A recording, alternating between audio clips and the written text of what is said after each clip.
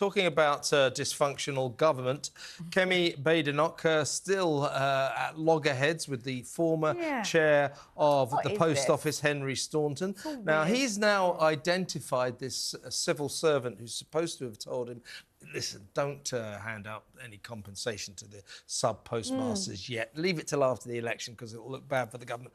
He's now identified this person as Sarah Mumby and published the email that she sent him, which says nothing of the sort. Well, isn't it the email he kind of sent himself? I mean, the whole thing is very odd. In a sense, why would the government look more bad for giving out the compensation? Right. That bit of it doesn't stack up unless it's supposed to be... Very good point. That they look bad because they're sort of admitting wrongdoing.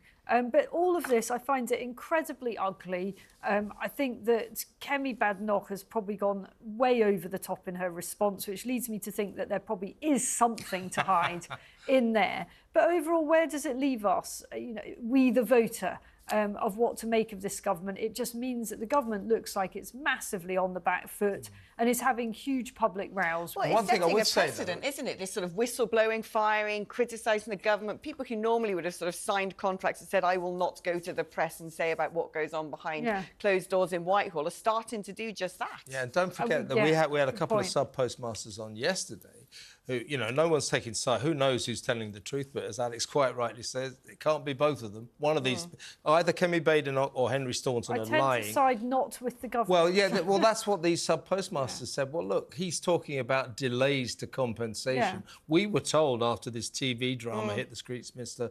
Bates versus the Post Office, we get money almost within the week. It's still being delayed. So they're sort of saying, well, sounds like Staunton might have something in what he's saying. I suspect that, look, it's probably 6 one and half a dozen the other. I think you make a really good point about these whistleblowers. We're going to get, I mean, it's great trade for journalists.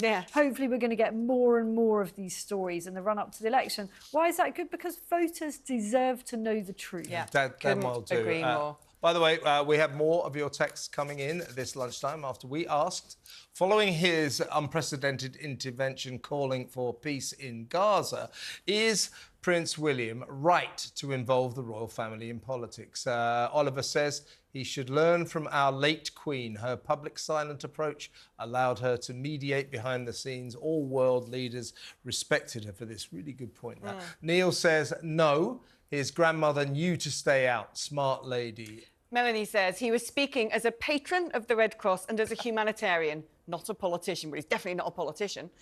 Zach says the royals have become too political. I say we should remove them and start the first British Republic. Oh, I don't know about that. Well, not for republicanism. I don't they should really just care. do what they're supposed to do. Like Kev says, cut some ribbons and pipe down.